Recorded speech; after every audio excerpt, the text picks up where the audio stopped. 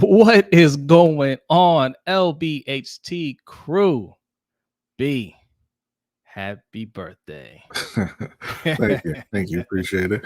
And thanks to everybody out there who sent along their birthday wishes. Thank you very much. Yes. We got people in the chat already. Jared Green in the house. Salute to you, Jared. Thanks What's for up, coming Jared? through. Kimberly Harmon says, happy birthday. She said Brodny. She meant Brodny. Let's go Ravens. Yes. And let's go Panthers. He's a Panthers fan. Let's go Panthers. Yes. Keep the tanking alive. We're going to talk about this game last week. We didn't get a chance to talk about it, but I like what I saw from Bryce Young, and I was satisfied with the outcome. We'll discuss that. Another Panthers fan in the house, Omar Tillman, what's going on? Says happy birthday, B. Thank you, Omar. Appreciate it. Yes. Matt D says hello. Yo, happy B-Day to Brodny. Thank you, Matt. Osmond's in the house. Salute to Osmond. What's up, Osmond? It's coming through. Alfonso Richardson says happy birthday, and it's my birthday also. Oh, it's my baby's birthday. It's my baby's birthday also. She's 5. Happy birthday. Hey, look at that. Happy birthday to your little one. Hey, Jasmine's in the house. What's going on, Jasmine? Said, look who showed up. Happy birthday, Brodny. I don't know what that means, but thank you, Jasmine. Appreciate it. DDSQ in the house. What's going on? Says happy birthday. Thank you. Yes. Osmond's giving you birthday wishes as well. Look at that. Just Aloe's in the house. Look at all the love people are showing, man. Thank you, Just Aloe. Appreciate you, man. Clock showing you some love too. Yeah. He was in the building first. Thank you, Clyde. So listen, look, technically we are still on vacation. Okay, that's why we didn't do a show yesterday. That's but right. B made some promises. Okay, they made no promises. He's going to stream. I promised to be here. He's going to stream for his birthday. And a birthday stream. It's a birthday stream. We don't have any real topics planned, but we're just going to hang out. We're going to chop it up. I mean, look, you guys, we did a stream on Tuesday, for after the Ravens beat down the 49ers. Marcus Payne saying happy birthday, and Rob says happy birthday. Yeah, no, and Rob is right. We already did the birthday stream, so I don't even know what we're doing. Listen, I told you, I said, look, we will do a stream. You can show up if you want. It's your birthday. You can do whatever you want. And salute to Buck for the $15 donation. Says happy birthday, Brodny. Have a great day. Also, hope Lakers get that birthday W for you. They going to, you know it. Who they playing? I don't know. I have to look. Things have not been looking great in Lakerland. Now that I've been eliminated in all my fantasy football leagues, I am laser focused on our Dynasty basketball league and OTR Brandon's league. Listen, it started out bad for me, but I am making a run. At first I was feeling doubts. I was like, man, why did I do fantasy basketball, man? Like, I don't know. Like, did I put the right team together? I thought I put the right team together. I got Luka on there. I got LeBron, right?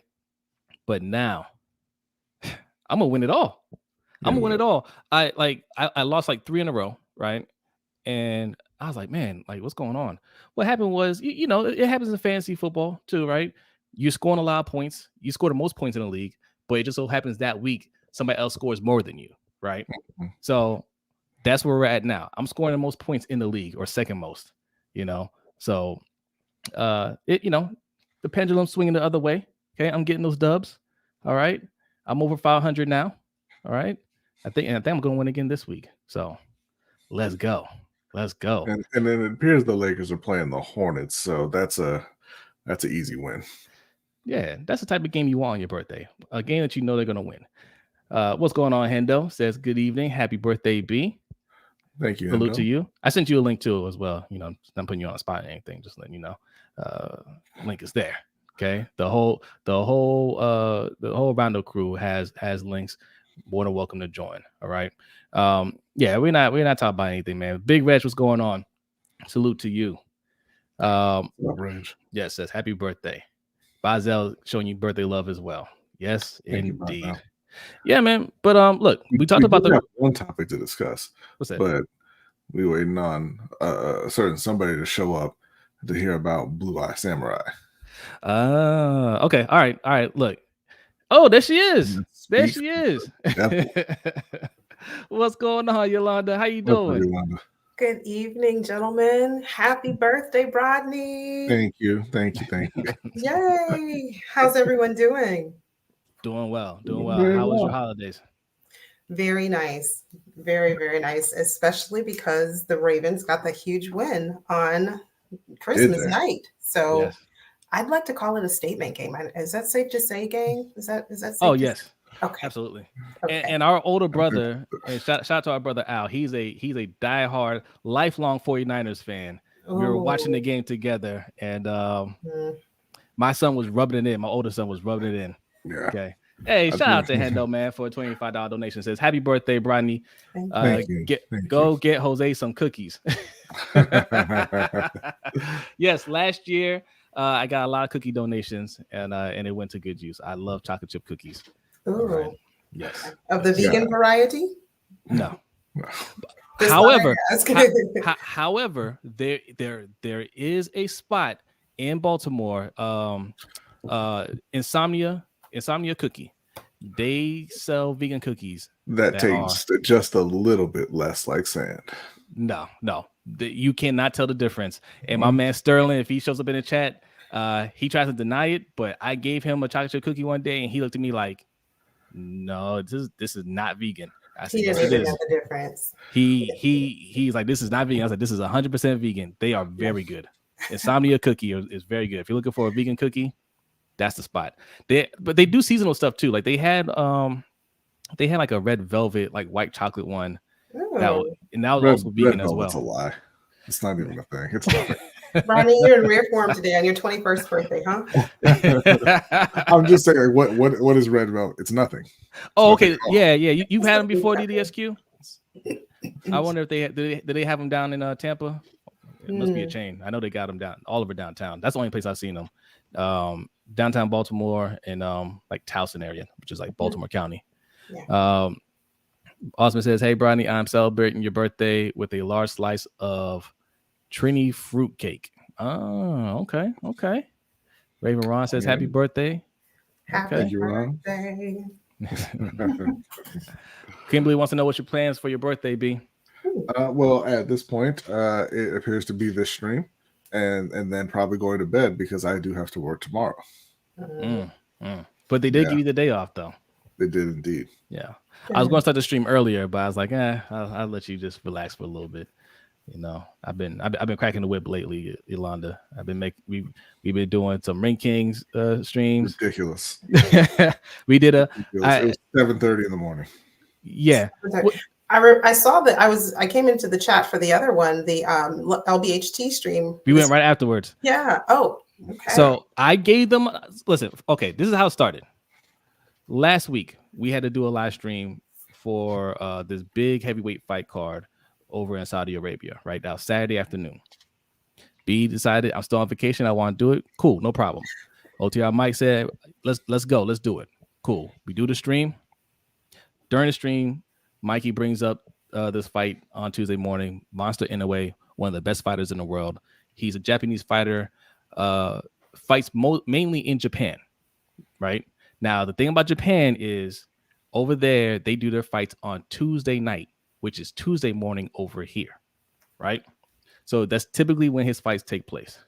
We did a stream last time he had a fight, and people liked it. So Mikey said, hey, let's do a stream Tuesday. He's like, Jose, you working Tuesday? I was like, no. He's like, I'm not working. Let's do it. Live on air, he said this. Live on air. So I was like, all right, so we got to do it. Yolanda, the fight card started at 3 a.m. Okay. The main event, we thought at the time was going to start at 5, but it didn't start until 6 o'clock. So we were up at 5. I was up at 5 watching the fight. I set the stream up and everything. And I said, okay, I don't think anybody's going to show up, but I'm going to do the stream because we promised it. But B was up and he jumped on and we did the stream. And I said, thanks, B. Now, since you're up, let's go ahead and do one on LBHT talking about the Ravens versus the 49ers. Okay. Not a single mic to be found. He did call me later. He did call me later. He didn't show up for the boxing stream. He called you later. What's up, Hendo? What's up, Hendo? What's going on? Hey, how you doing? Happy birthday, Brodny. Thank you. But yeah, no. Mike not showing up was the only reason I was on that stream because I felt bad because I was good, and it was scheduled, and I was like, okay, Mike must be there, and it hit the showtime, and it didn't go live. So I was like, oh man, maybe Mike didn't show up. I was like, okay, that's fine. He's just gonna cancel it. Then a minute later, Jose's live by himself, and I was like, let me log on. The show must go on. It must. And then he ambushed me with an LBHT stream as well. So okay, here's the thing. We said this when we started that channel, right? Mm-hmm. If at least one of us can go, we're gonna go. Okay, we want to keep it going, right? We when we started LBHT, like we went through everything was a learning experience for us, still is, but we want to take the things that we learned from this channel, put it over to our boxing channel, and Mikey coming over from Off the Record podcast. We had a bunch of discussions about this, so we said, okay, we can build this channel up, but we gotta be consistency, right? And we were doing that for a while. We kind of fell off. Look, Mikey's got a lot going on, which is why I don't give Mikey a hard time. I tease him a little bit, but I don't give him a hard time. Got a lot going on, so that's fine. But B was in Japan. I started a new job, so things kind of fell off a little bit. But I was like, it's time to get back in the swing of things. So that's what we're doing over there, and I'm gonna be dropping some more content over there pretty soon. So nice. Good. Yeah, that sounds great. That sounds like a fun time. Kimberly wants to know she wants to know what our thoughts are on beating the 49ers. Look, so we did a live stream on Tuesday about this, but since Yolanda and Hendo are here, I want to get their thoughts on the game. But let me read this comment from Bazel first. Thank you, Bazel. Whoa, look at that. Let me run. That's a 106. Oh, okay. Says, what you buying for your birthday, Brodny? Hey, so deduct that from the VR headset that you're looking for. How much? So what are we down to now? 32. Yeah, like 38. Yeah. $38,000. Like 33, 38. 3,300 and like 22 cents. Okay, we're almost there. We're almost there. We have a goal here tonight, ladies and gentlemen. Please, please help out if you're so inclined, if you're compelled to do it. Brodny has a goal to get this. What is it called again, Brodny? Wow, it's the Apple VR headset. I was going to say Apple iPad or tablet, iPod. Do they still make those? Whatever. So the VR, get that. Shout out to Energy Sports says, happy birthday, Brodny. But Steph Curry's better than LeBron, but happy birthday, OG. Oh, my God. ASG, what's going on? Says, happy birthday and happy new year. Salute. Thank you, ASG. So B actually did get a VR headset for his birthday. Yes. Right. Well, I mean, you didn't really need to say that. That's going to discourage the Apple donations. It wasn't the Apple. It wasn't the Apple. So I don't appreciate that very much. Ouch. Now, what's so special about this Apple headset? Listen, look, I got nothing against Apple personally. Yeah. Other than you're paying for the name, right? They're not even more expensive than the other brands at this point. The MetaQuest isn't $4,000. That's not as good. The other VR headsets are much more expensive than the MetaQuest. The MetaQuest is cheaper because it's wireless. So you don't have to have it connected to a computer, but with that comes lower specs and a shorter battery life. But like the HT Vive, I forget the other one. I mean, Steam has one themselves. Those cost a lot more. Okay, so all right, this $4,000 it's not 4,000. See, look at you. This 3,500 VR headset, which is $4,000. Does it? Do you actually feel like you're there? Like does it? Like do you feel like you're in that environment? Because I'm asking because the headsets that we have now look good. Like I did a boxing game on your headset. Mm-hmm. I thought I was fighting the dude, and I was tired. But that's just because humans are stupid and easy to trick. But like they don't look like the people that you're fighting. Well, right? I agree. Yes. So yeah, but the other headsets, they look much better. They are much closer to what you would see in PC and console games. You don't get that kind of graphics with the MetaQuest or even like the PSVR, but they are still very immersive, obviously. you do feel like you're there because it's you're totally surrounded. You look around, you walk around, you're in that environment. So yeah, it's still a great experience. MT Sports, the MetaQuest Right, is what, Ferris. $300-$400? It's like getting a console. Yeah, the 2 is $250 and the 3 is $500. No. Oh, here go Ferris Right. trying to start something. Did he just Oh, call Jose there it stupid? No, well, I mean, I guess he is a human. I said human. Called all of us stupid. But no, that boxing game, that's a workout. Yeah, it is because they be right up in your face. It's actually really good because like you have to have like good form with that. Like it's like you're sparring a real person, and if your hands are down, he's gonna hit you. Yeah, It's called Thrill of the Fight. If you get one, you should definitely. That's the best VR game out. Thrill of the Fight. Yeah. All right, Ravens beat down the 49ers. All right, we had a lot to say about that. Let's start with you, Yolanda. What were your thoughts? Because Yolanda, you were on a show Wednesday, and you had some quotes written down from some people out there talking real spicy about our man Lamar. I just want to know, what's the feeling now? Oh, they were talking very loose at the mouth with their commentary last week prior to this game. Yes. And one particular YouTuber that I mentioned last week, he had someone on his show, and the person on his show said, if I'm wrong about Lamar not being able to throw and not being considered a true quarterback, I'll come back next week and apologize. So, I had to go my happy self into that stream to see if he was going to actually apologize. There was no such apology rendered. What? No such apology rendered.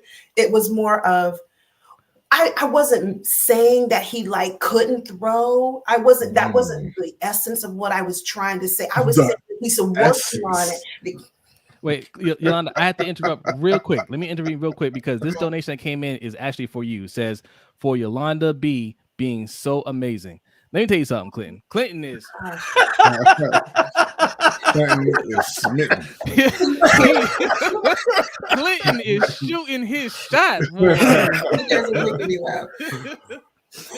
From way downtown. Bang. I'm sorry, Yolanda. Please continue. So no apology. Shocker. No. In capturing the essence and the very spirit of my words, right? I wasn't saying that Lamar was not a good quarterback. I was just saying that he's maturing, he's developing, he's growing, he's coming into his own.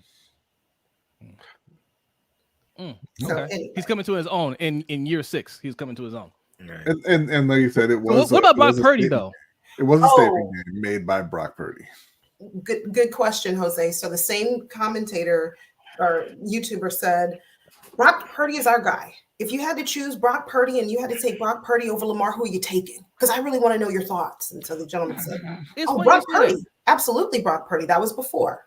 Oh, okay. So then, of course, during the stream, well, Brock Purdy, he's not the guy. And Kyle Shanahan knows that. Oh. And I said, oh my, what a tangled web we weave when first we practice to deceive. Do you remember the YouTuber's name? Do you remember his name? Because there was a YouTuber, I played a clip from him. I played a clip of him last week. Grant Cohn was his name. That's the one.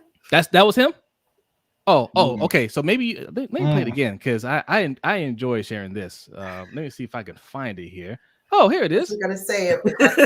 You need to stop talking about Brock like he's a top 5 quarterback in the league, or he's actually an MVP. Like that's not what he is. He's a good quarterback who had a very bad day. But does the supporting cast elevate him? Absolutely. Does Kyle Shanahan elevate him? Not today, but most of the time. Let's not forget that. Jimmy Garoppolo's quarterback rating routinely was over 100 on this team, and he won most of his games. He's trash. Brock Purdy is significantly better than Jimmy Garoppolo, but he's not a top 5 quarterback in the league. Yes, the Niners would rather have Lamar Jackson than Brock Purdy. Yes. You know why? Because Lamar Jackson is better than Brock Purdy. You know who else would rather have Lamar Jackson than Brock Purdy? Every team in the league. Every team. That's why Lamar's going to win the MVP this year. So before the Niners give Brock Purdy $50 million a year, $60 million a year, they should watch this game again.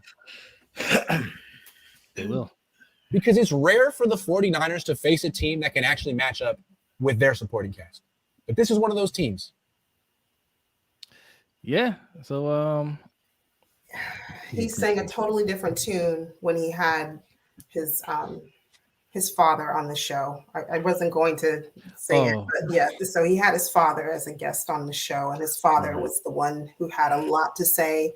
And Brock, Purdy was the one, and he was it, and he would absolutely take Brock over any of these other quarterbacks. And in fact, the person who should be MVP is, the Bills quarterback, Josh Allen, or the Rams quarterback, or Justin Herbert.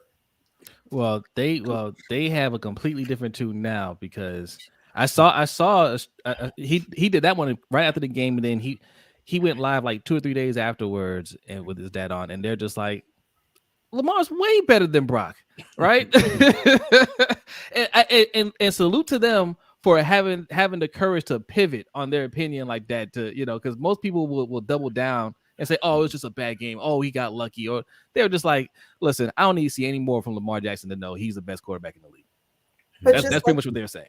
But like literally 5 days prior, it was what I read to you, what I read last week. It was he can't throw, and it's just not it. And he's learning, and he needs help. He's not a true quarterback. He's nothing more than a running back.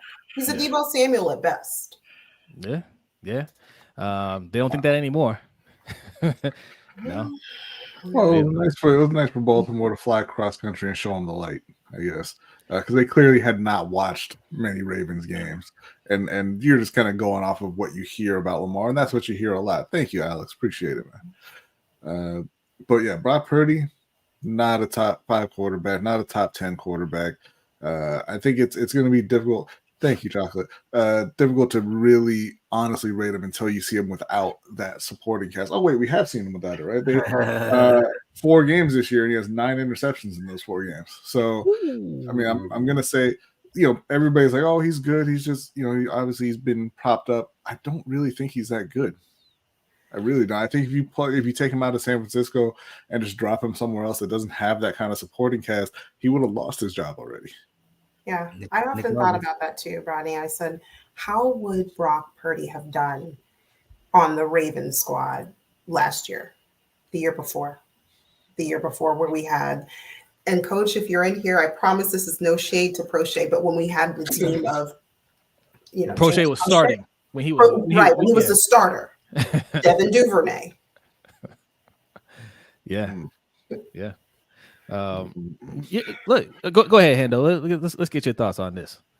Oh, listen. So, Coach and I streamed on the game, but we went to Twitter and we heard all the talk from the 49ers fans. And of course it was, oh, listen, Brock Purdy's the best quarterback in the league. He doesn't get the credit he deserves. It has nothing to do with his supporting cast. And I'm like, okay, watch the game. Watch what he does against the top 10 defense. And they said, no, this is the best team. We got talent across the board. But if you look at what happened versus the Cincinnati Bengals and the Cleveland Browns, 2 other top defenses in the league, Brock Purdy got smoked. And they're still trying to push this narrative of, hey, Trent Williams went out the game, but that's why Brock Purdy had the game that he had. Trent Williams didn't go out to the second half when he already had 4 interceptions. Yeah, fourth quarter. Right. Right before he got benched. Right before he got benched. Yes. So they're still trying to push that narrative of if Trent Williams would have played, but Trent Williams did play. So what's your excuse now? When he plays against top defenses or he plays against teams, I think he goes down more than 3 points. He's like 4-23 or something like that. He's a front runner. He cannot bring his team back from behind. The same narratives that they try to push with Lamar Jackson, but they're not pushing these narratives with Brock Purdy because they're trying to make him something that he really isn't. He's decent, and to Brodny's point, he's a decent quarterback. He's not as special as they make him out to be, because even Richard Sherman is trying to make every excuse in the world. Oh, well, the defense just made great plays. They just made great plays. He didn't really throw 4 interceptions. He do 2, and the defense just picked off the other 2. So they're still trying to protect him. The 49ers fans, they're still trying to coddle him. Now they have moved over to, we never said that we would pick Brock Purdy over Lamar. Yes, you did. Yes, you did. Yeah. And I get it. Look, if you're a fan of the team, I get it. he was, he was a front runner for MVP going into the game. Mm-hmm. Right? He's having an excellent year. Of Mhm. course, you're gonna feel good about him, right? But that's how we were with Flacco, right? Like Flacco didn't even have these numbers. We're like best quarterback in the league, you know. I get it if you're a fan of lying. I mean, but Right. we already saw the 3 games without Trent and Debo where he kind of melted down, right? And Mhm. and yeah, look, when you lose players of that caliber, everyone is going to struggle a bit, right? Yeah. But we've seen Lamar win without Ronnie Stanley. We've seen Lamar win without J.K. Dobbins, and now they just lost Keaton Mitchell going into that game. We've seen him winning without Mark Andrews. We've seen him winning without an O-line that can protect him consistently. We've seen him win games without a defense that can hold a lead that he gives them. Right. That's the thing, though. B like, yeah, and with Brock Purdy, you don't see it. No, that's the thing. Well, as long as Lamar is healthy, you forget the other injuries on the team. Because when you said Mark Andrews, I was like, oh, that's right, Mark is out. Right. It's the opposite over there. If one of those guys goes, like they cannot lose Christian McCaffrey under any circumstances. Game over. They can't lose George Kittle under any circumstances. Debo Samuel, because when they were going on a losing streak, it wasn't like everybody was out. It was like 1 or 2 people were out. Yep. And it completely fell apart. But what's more damning to me about this whole situation that everybody seems to want to overlook is Trent Williams didn't play the latter half of the fourth quarter, right? Sam Darnold came off the bench and scored the only touchdown. Offense didn't look different. Offense looked exactly the same from a guy that hasn't played all year long. He got up off the bench fresh, and the offense was still rolling without Trent Williams. He did something that Brock Purdy couldn't. He scored a touchdown.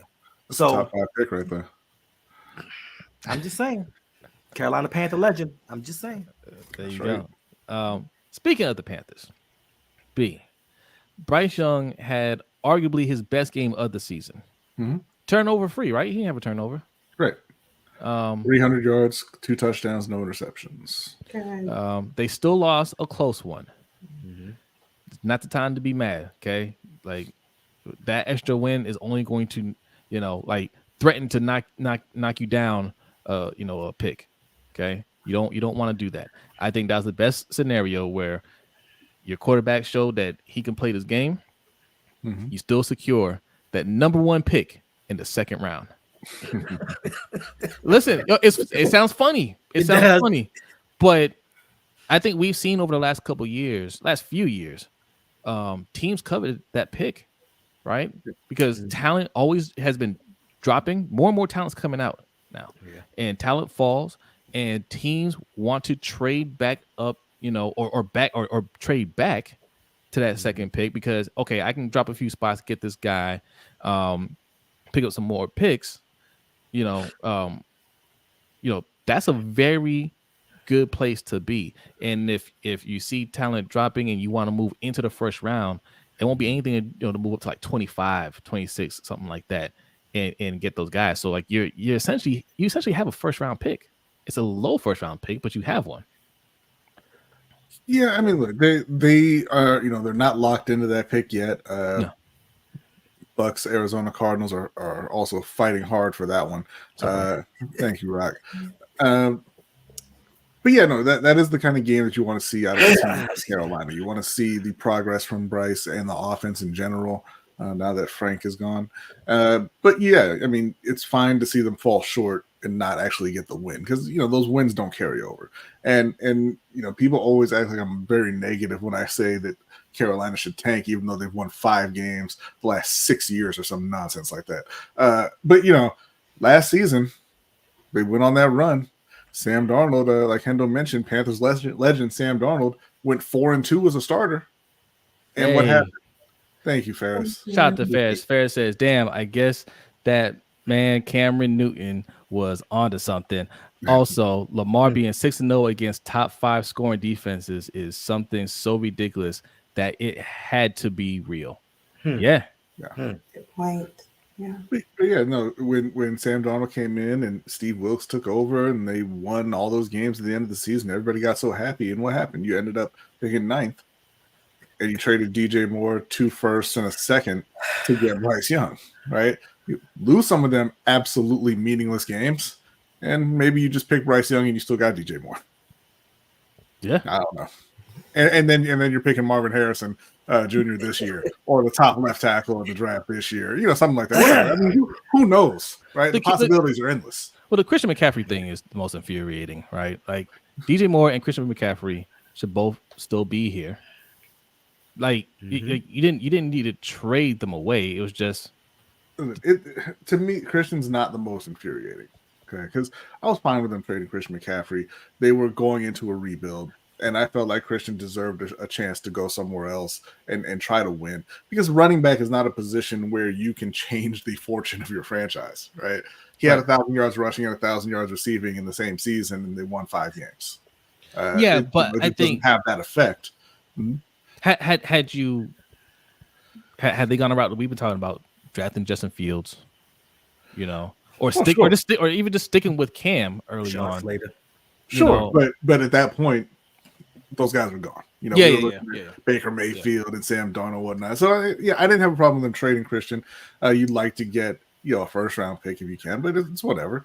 The one that hurts is the guy who's still hanging around on the roster right now, Brian Burns, because you got offered a couple first round picks and a third, and I said trade him immediately.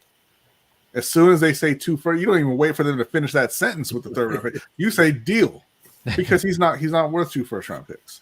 Right? He's a good player, a very good player.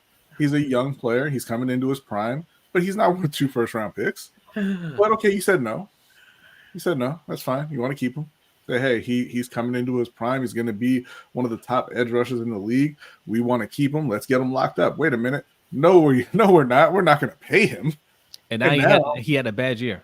Now, he didn't have a good year at all rushing the passer. And so now, do you want to franchise him? Probably not. You don't want to pay. You don't want to tie that amount of money up. You can look at it and say, hey, he's not going to be asking for $30 million a year anymore. Cool. But he's also a guy who had sub 5 sacks this year, this past season. Yeah. And you're not getting any trade offers anywhere near what the Rams offered you before. Right. That's the one that really irritates me, because you have to know what the player's value is. And if somebody offers you way above their value, I don't care how much you like them, let them go. Hey, shout out to Nefertiti over on Facebook. Showing us some love. Hey, thanks for coming through. Thank you. B Cam says Carolina didn't want to give up 2 first round picks to go after him. We already know what it is, man. The team was the league was colluding to freeze him out, and those teams that were just out there, saying, hey, we're not gonna get him, they regret it. It's going bad for all of them. We did a video on that. I mean, some of those teams, those coaches are already fired. They didn't even make it through the season, right? One of them got fired at midnight.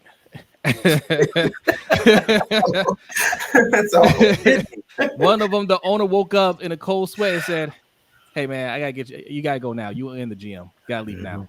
Okay. Cut his access off to the building.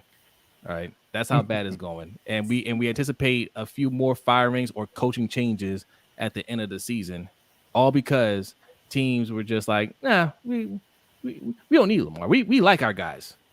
All right. We like our QB. Okay. All right. Yeah. Keep that same energy when you have a losing record. Yeah.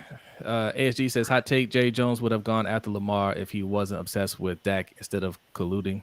Well, Dak is a good quarterback. In that situation, I understand. Like, right. I don't think he would have. He wasn't gonna. He loves to win. He loves to make a splash. He loves to be the headline. But what he loves more is owners crushing players.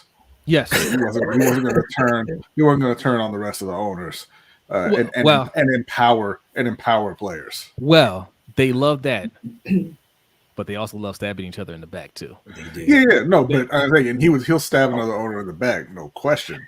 But he's not going to do it while empowering the players. I was almost certain Daniel Snyder was going to do it on his way out. I thought he was too. but Jerry Jones couldn't do it. Only the fact of the matter of to pay Lamar that contract and to take on that dead cap money for Dak Prescott under the salary cap, he couldn't afford that. But I did think Daniel Snyder was going to be like, you know what? This is my last present to you all. Because there's too much money. That's what protects all of them. They ain't saying don't care about that. He was They don't stealing care. money from them. I bet you he does. I bet you he absolutely cares about the billions of dollars he made selling that team. He Yeah. signs Lamar Jackson. Is that going to hold up the sale? No. Oh no, I think he's talking about on his way out when they were forcing him out. Yeah. Yeah, Yeah. we thought he was going to try to screw the team. Yeah, Well, not screw the team. but So that wouldn't have screwed Washington. That would have been the beauty of it, right? That actually would have helped Washington out. It would have screwed the rest of the league from their collusion, colluding. right? And like that's why I thought he would have done it. Like, hey, you know what? It helps out the team. I'm gonna leave them in good hands.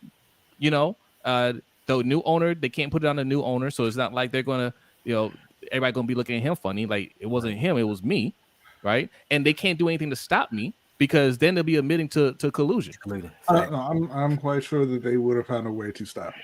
And that's what I'm saying. It's the same thing with Jerry Richardson, right? They let him just walk out the door, without blowing anything up. But like you said, Daniel Snyder was stealing money from the league. They couldn't have stopped him from selling the team and collecting billions of dollars on the way out. But he was breaking the law with the team. Yeah. Danity says, "Happy 20th birthday, Brodny." Thank you, Danity. Appreciate you. And the only person to get the number right. I said 21. Okay, well that's I was- older than 20. I You were very close, Yolanda. All these topics were great. Okay, these were just teasers. Okay, for the these are just appetizers to the main course here. All right, it is time for Yolanda's Blue Eye Samurai review. If you guys have not checked out Blue Eye Samurai, it is on Netflix. It is an excellent show. How much of it did you watch, Yolanda? I watched four episodes in their entirety, and I did not even put it on speed ×2, double speed. I watched it. That's cheating. I thought about it because during the first one, I thought about it. But I said, wait, I have too many questions. Honest opinion. What did you think? Like when you watched the first episode, like what did you think? The first episode, I was confused and I had a lot of questions. Yeah. So then that's what prompted me to watch episode 2. I was like, okay, there was so much that I didn't understand. Yeah. And I guess maybe because I'm not huge in history, I'm not a history buff. Right. So for me, I was like, oh gosh, what are they talking about? Why are they doing? I had a lot of questions. And so I said, okay, well, maybe if I watch this next episode, which is what I was supposed to do per my end of the agreement, I need to watch 2. All of my questions will be answered in the second episode. So I really don't watch TV. What'd you say? You really don't watch TV, huh?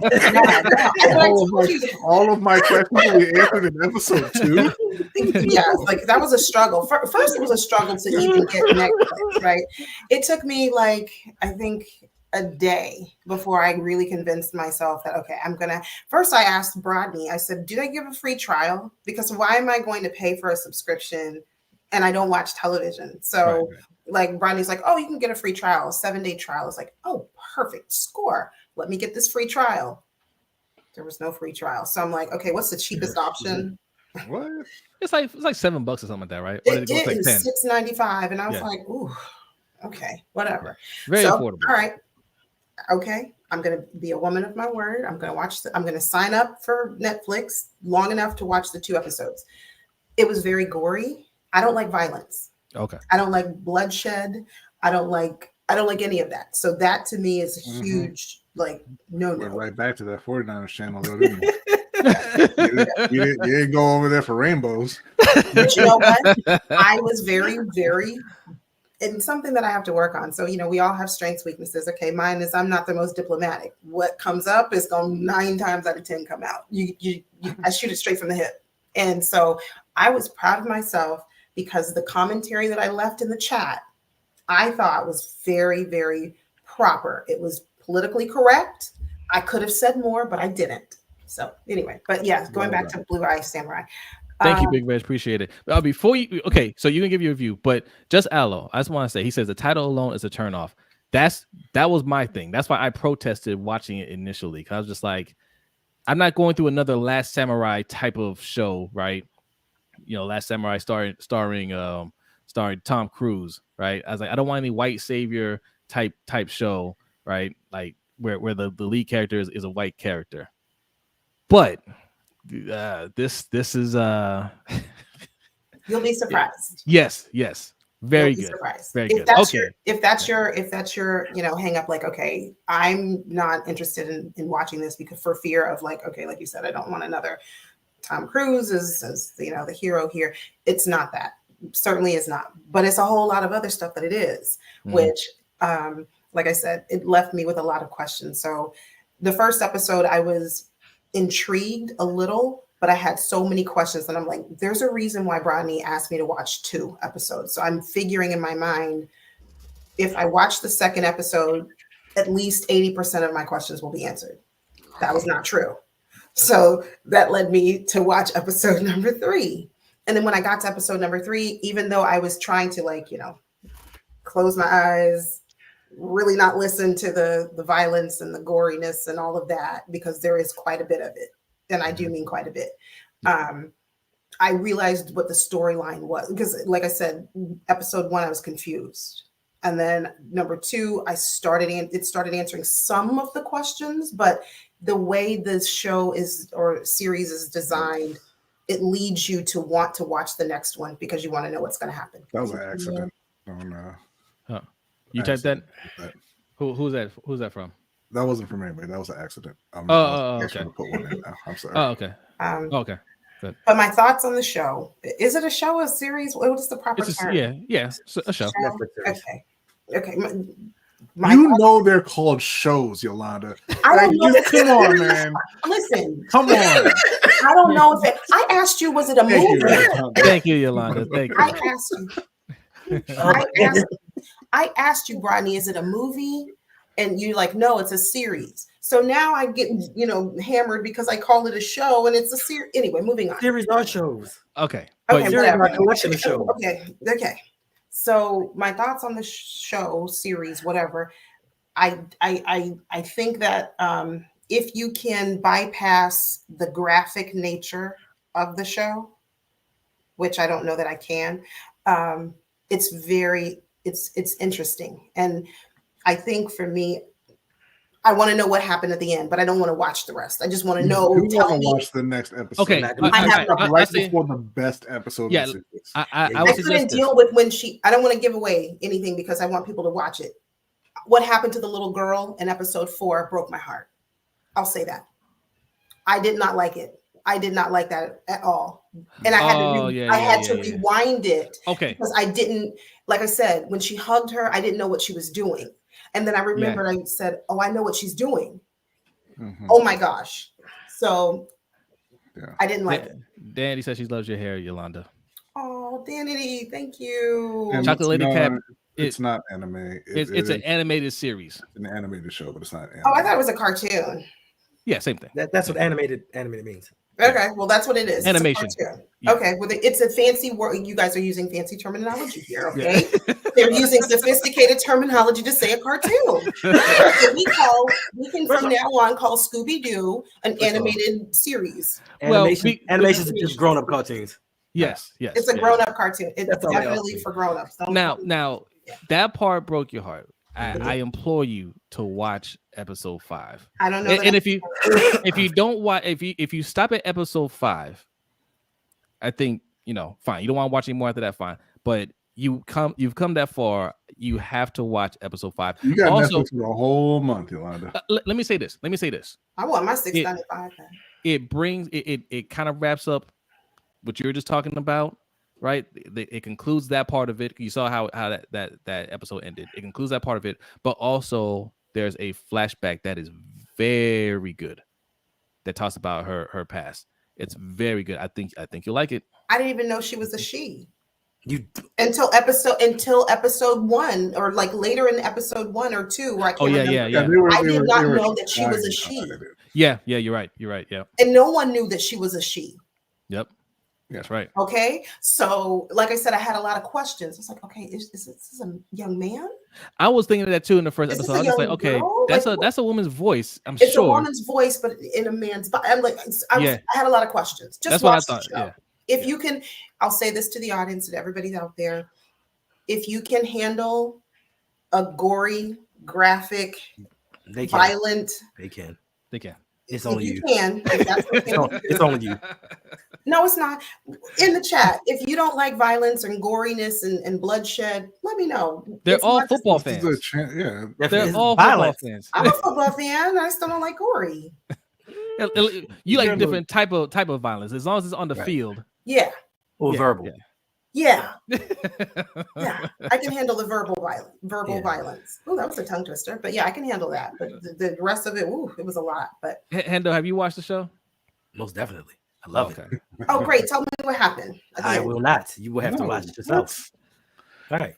You're not getting off that easy. You just listen, you just watch the rest of the episodes to find out what happened because it's really good. So just Aloe, because I know it's getting close to his bedtime. I need to let him know.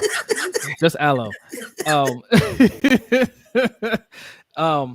Listen, I was the same way. I was like, okay, I'm not gonna watch a show about a white samurai, man. Like not another one, right? Like I grew up with American Ninja, right? Mhm. Kung Fu, where David Carradine's whole life is a lie. Stole it from Bruce Lee. Stole it from Bruce Lee. Like I've had enough. Okay. Mhm. But Blue Eye Samurai, she's on a mission, okay? And she is half white, half Japanese. Mhm. And she does not like that. And she's going to make some people pay for that. And it's not just that she doesn't like that she's half white. I think it's from the 4 episodes that I watched. It's the fact of how How it came to be. How she, so it's a history of that. But during that time in Japan, they explained it real quick in the how beginning. People are treated. who are Yeah, that. like how they were yeah, treated, right? Yeah. Mm-hmm. because they didn't allow any outsiders No. at all. But So yeah, but with any government, they had backyard deals and let outsiders in. yes, Only before. exactly. Well, yeah. I just want to know if she prevails. That's all I want to know. You gotta keep watching. You gotta watch. Or someone can spill the beans. There's a twist at the Ain't end. nobody You gotta gonna- watch. Ain't nobody got to spill no beans. What's up, Rave Kingdom? Says What's happy up, Rave? birthday. Salute, Thank you. salute. Thank you. All right, look, I didn't have any set time or set topics. Okay, so this stream can go in whatever direction we want to go in. Yeah, we can log off. Yeah. That's what I feel like. Because as Amrod pointed out Just earlier, go Rodney's birthday. we already did the birthday stream. No, we didn't. No, we don't. Just because you put that up there on the screen, on Rodney, the screen. it doesn't matter. It wasn't a birthday stream. It Yeah, was Castlevania was gory. I like Castlevania too. I didn't watch not. that. Oh, Castlevania. Yeah, I've never watched it. That's pretty Castlevania was pretty decent. I really like the Witcher animated movie they put out as well. That was Yeah. excellent. Yeah. Hmm. Yeah. Yeah. She's a self-hated samurai. Yes. She wouldn't even Sort call of. She's not she- really a samurai. Yeah. Yeah, this is half breed. Not really. It just rhymes, Ferris. It's Right. Yeah. She has a friend slash Ferris needs to rival. watch the show, and since you are obviously not going to continue with your Netflix subscription, you should just share the password for the month. Let him watch it. Let Ferris watch it. For a small fee. All right. I paid $6.95. Yeah. What? So, how do you guys feel about the Ravens playing the Dolphins this weekend? Win? Yeah, Definitely. I feel it's a pretty big win. So when we did our predictions after the bye, I had us losing to the Dolphins in Pittsburgh because I felt like we were going to have the division wrapped up by then. It's not technically wrapped up. I know it could be. tonight. It could be tonight. I doubt it. Flacco's balling. What do you mean you doubt it? Brees Hall and Garrett Wilson gonna bring it home for me because I'm in the championship game and that's starting tonight. If you didn't know, because Hendo had tried to lay some traps for me. Okay, he tried like his favorite group, Tribe Called Quest, as I mentioned before. He tried to be a midnight marauder. It didn't work out though. It did not work out for him. Oh, the game is on. Joe Flacco just still passing in Joku. Yeah, the game is on. This is what time it comes on. But yeah, I'm in the championship game now. I got Brees Hall and Garrett Wilson going tonight. So I'm going to need some points. To answer your question, Jose, I don't know if it's a win. And the reason I say that is because if you look at our injury list, our injury report, we have a lot of key players who are, and I know this is early, it's still Thursday. We don't play until Sunday. So we still have tomorrow. We still have, to see what happens on Saturday. But when you look at who is at this point questionable, that's concerning. When you're talking Zay Flowers, you're talking Roquan Smith, even though he was a full participant, he's got this brace on. You've got Kyle Hamilton, who just was a bystander today. You have Marcus Williams, who's still not even close to 100%. He's still out there playing, yes. And I saw a tweet where it said that someone, I can't remember who, from the defense said that this was our most physical game. This one right here, the San Francisco 49ers, was the most physical football game that we've played. And because it's a short week, I don't know that these players are going to be available. And if they are they playing? Obviously, this late in the season, no one is really playing 100%. Right. I mean, everybody's battling through something. So how close are they to being able to be 100%, especially the key players that that I saw on that injury list? If they don't play, if they're not available, if they play limited snaps, I don't know. So that's my only reservation as to why I'm like, no, it's not a definite win. It's a possibility. And I can agree with that, but also 3/5 of the Dolphins' offensive line is either ailing or out. Tyreek Hill, we don't know about him, and Jalen Waddle, he may not play. So they have some injuries of their own. And Jalen Phillips, he's out for the year. So, and they're the Dolphins. Facts. They're the Dolphins who came back and beat us in the fourth quarter. And I know this is not the same team on either side. This is not the same Dolphins as last year, and it's certainly not the same Ravens. So I get that. So I understand that argument. I understand it. But this is also the Dolphins that came back and beat us in the fourth quarter, the last, 5, 6, 7 minutes? Yeah. When we were up by how many points? 20-something? They're the Dolphins who can't beat good teams, though. I know. They're the ones who can't beat a team over 500, with the exception, I think they did it once last week. week. Dallas. But Dallas did it to themselves. Right. So I'm taking all of that into consideration. I think it is. I hope it's a win. I think it's definitely a possible, a strong possible for my Spades players. It's a strong possible. You play Spades? But it's not to me, it's not for certain. Yeah, I mean, I'm not, like I said, I don't want the Ravens to have the number 1 seed. Like I just don't like. I want us to stay on a roll, right? I don't want us taking the week off because I don't trust John Harbaugh. John Harbaugh's getting a lot of praise right now. He's getting a lot of praise. What he did Christmas night does not surprise me. On a big stage with that type of quarterback, he's going to show up. All hands on deck. He always puts his best foot forward when the lights are the brightest, which is good. He doesn't, he doesn't choke like Shanahan in big moments, right? But it's the other games that he never shows up for, And if we get the number 1 seed, we're on a bye. We're gonna face the lowest seed left, right? And the lowest seed left in the next round, who knows who it could be? It could be one of those teams in the AFC South. Yeah. The AFC South scares me more than anything, right? Because none of those teams look particularly good, but one of them will make it. And if we have to play them, we can just have an off game. Like, we're better than all of them, but we'll just have an off game. And we'll just sit, John Harbaugh just be sitting there looking stupid on the sideline, like, I don't know, So I don't want them to get too comfortable. I can support that, but on the opposite end of the pendulum, my concern is not having enough time to rest. And we see that these players just came out of an extremely physical game against the 49ers. And I expect that this Miami game is going to be almost, if not just as physical. I know I see Hendo shaking his head. No, I still think it's going to be a physical, tough game. Yeah. I do. I think it might not match the level of intensity as the 49ers, but it's certainly going to be one that, I hate to say it, could be some dings and some bruises, but I wouldn't mind having a bye week to allow them to really just get an extra week to rest. But I take your point, Jose, though. And I hear you. Like, look, if they get the number 1 seed, I'm not, it's not the end of the world for me. right? And one positive out of that is we could get Mark Andrews back, right? They've been kind of floated out there that it's a possibility. Although the way they're playing want him right back? now, I was about to say the way we play now, I don't know if we want him back. Because Keaton Mitchell is gone. I do. If Keaton were still here, I would say I can. Talent wise, So Yolanda, you want Mark Andrews to come back? Okay, so I have to qualify my responses. It's not with me. It's never going to be just yes or no. You already know that. You're So, all right. always, but it's yes on the condition that he is able to come back. And I don't mean a Ronnie Stanley where we rush him, we hurry him back. Are you okay? Okay, you're great. Go ahead and go.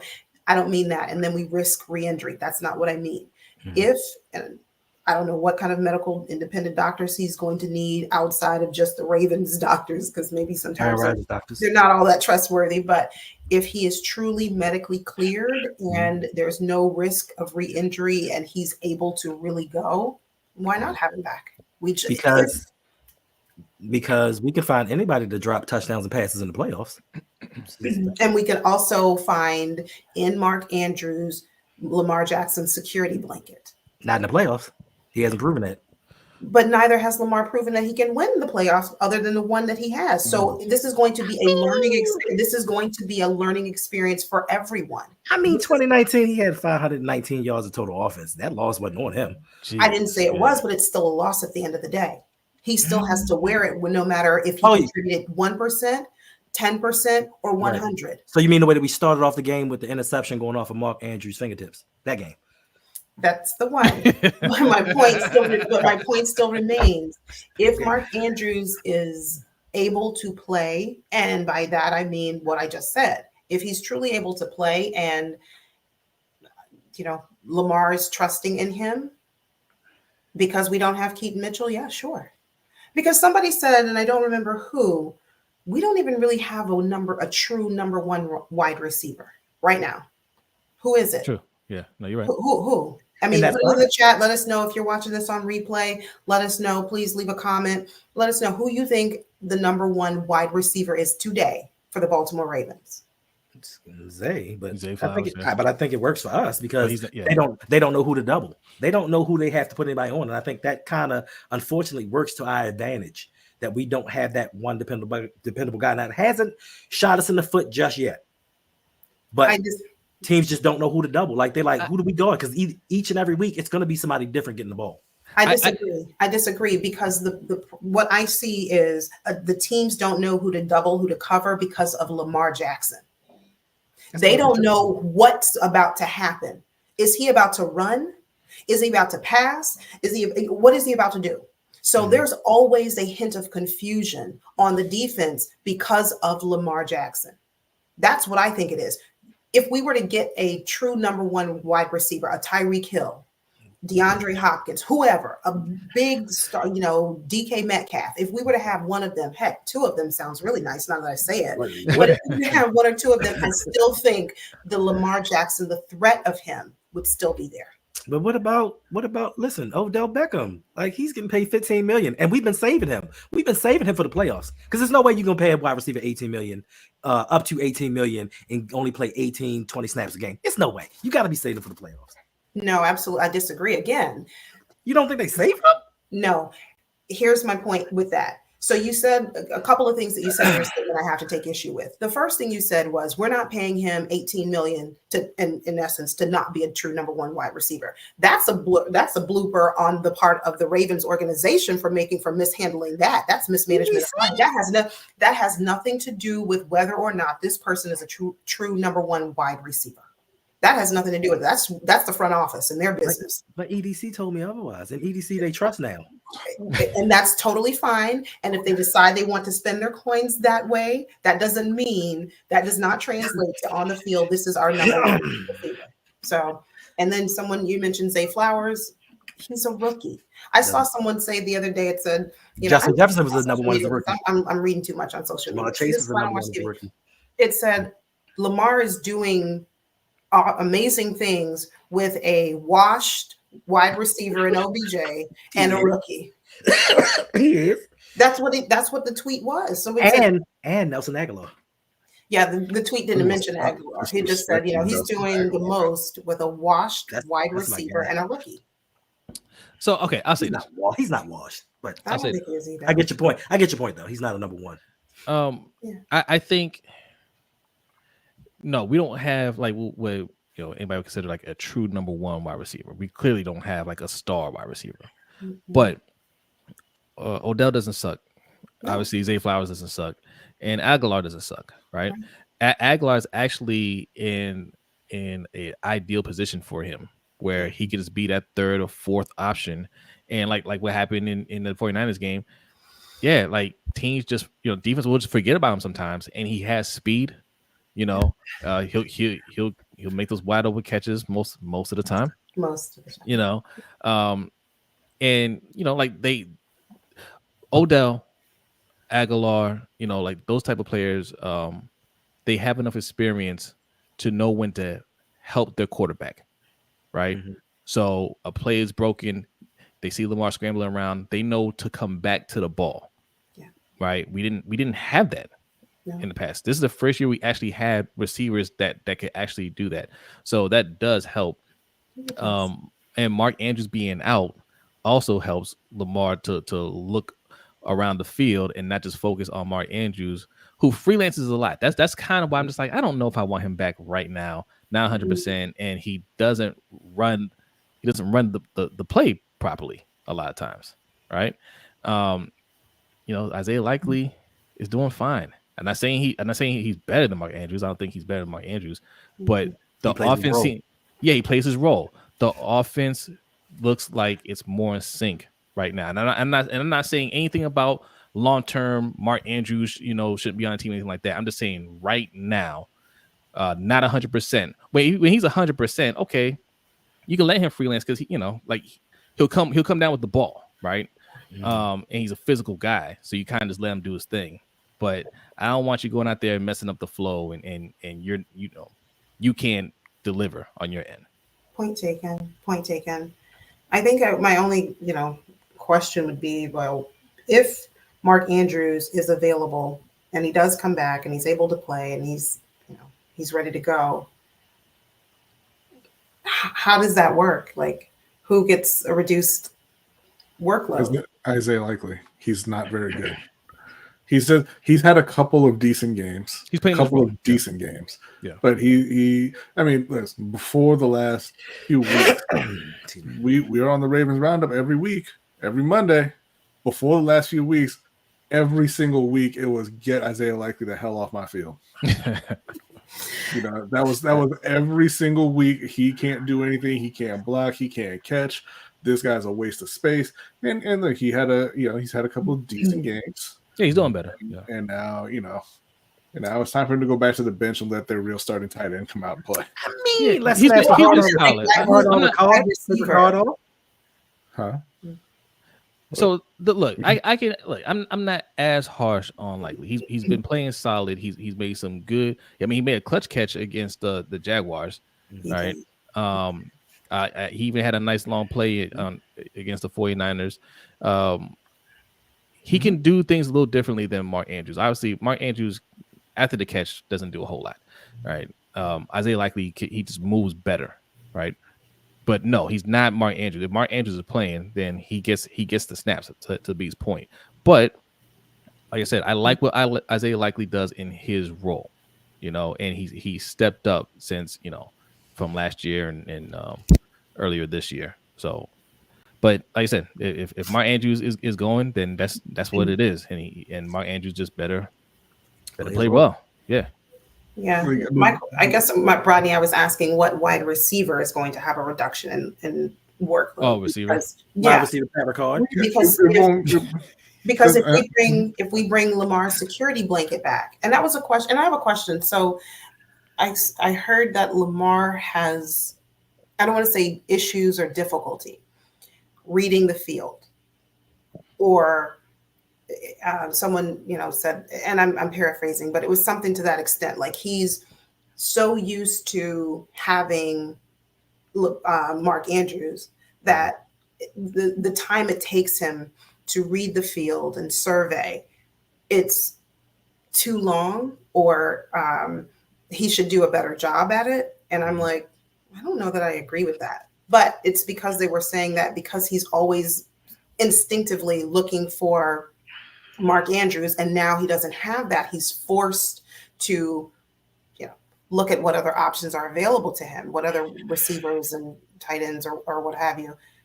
That's what could be the reason for him not being as masterful. I don't know that I agree with that, but that was just something that it was actually the offensive coordinators. They're calling long developing routes.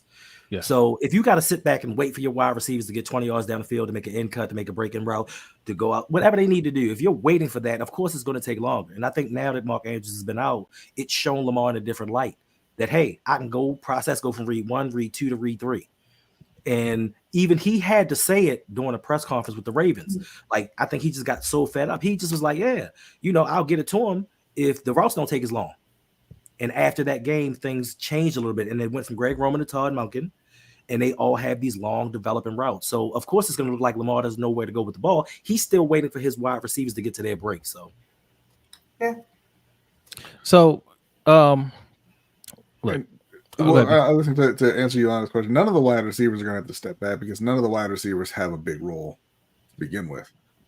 Zay Flowers is the leading receiver. He has 74 catches, which is like a number 2 on a regular team. Mark Andrews is still the second leading receiver for the Baltimore Ravens.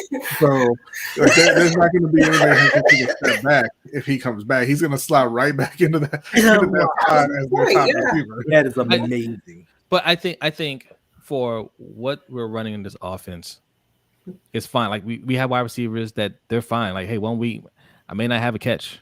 That's just what it is, and not going to complain about it. But we're going to be ready to go. This is what Harbaugh has always envisioned for this team. But maybe it gets us to a Super Bowl this year. Great, can't be complacent there. The goal is to get Justin Jefferson, ladies and gentlemen. And when we get Justin Jefferson, I don't care if we win a Super Bowl. If we get Justin Jefferson, I don't want Harbaugh on this team anymore. We need an aerial assault. Okay. We need to air the ball out. All right. Justin Jefferson needs to get 2,000 yards. Okay. Let's do it. He can do it. I don't want to hear any I'm glad more. you did the right thing and you said Justin Jefferson and not T. Higgins, who's coming to Carolina to be the number 1 for Bryce Young. I'm looking out for both teams. Okay. T. Higgins is going to Carolina. Justin Jefferson, who turned down an offer from the Vikings, he said, Nick Mullins, I don't think so. Right? He's going to be available. Nobody's talking about it right now, but he's going to be available. The Ravens, yes. He's not saying in Minnesota. They can tag him. They could have tagged Stephon Diggs too, but here we are. Yeah. But he was a malcontent. And they got Jordan Addison now. And TJ taught Hawkinson. Justin Jefferson the playbook. Yeah. Here's an idea, Jose. I hope so, though. Here's an idea. So you want Harbaugh gone. Yes. Why don't we push this agenda, right? Why don't we get Harbaugh to leave or mutually part ways, elevate Mike McDonald to head coach? That way he stays. No, I don't want that either. I want everybody out of here. And this is not coming from a place of, oh, I hate Harbaugh. Look, we're playing well right now. I'm happy with the job he's doing. Right? This is not a place for hate. He's run his course here. Right? Like what he's doing right now. Of course, they're going to give him all the credit for it, but this is really Lamar Jackson time. Okay. Yeah. And I give more credit to Todd Monken. I think the two of them are on the same page. Mm-hmm. They're letting Lamar just run the offense. And, look, Mike McDonald's done an excellent job with that defense. Excellent job. Right. I want to keep him in that role. I don't want to promote anybody on this team to head coach. I'm tired of the nepotism. I'm tired of the next man up. Go get Eric Bieniemy. Okay. Or does that be Bieniemy? Anybody we need Frank Reich. Frank. No, not Frank Reich. No. We need a fresh. Wow. No. That's what we're doing today, B? We need a fresh voice. It's the same thing. It's the same thing with Andy Reid in Philly, right? Mm-hmm. Andy Reid was just in Philly for too long. Okay. And it's that whole thing ran its course, and it was time for a change of scenery for both, and it worked out well for both. Both have won Super Bowl since then, right? So this isn't the thing where, I'm saying Harbaugh sucks, right? I'm saying let's get the Super Bowl and let's part ways, okay, after this, and let's get a fresh start, because Harbaugh isn't the reason why we're this good. Not even close. It's He doesn't do anything. He doesn't do anything. Yeah.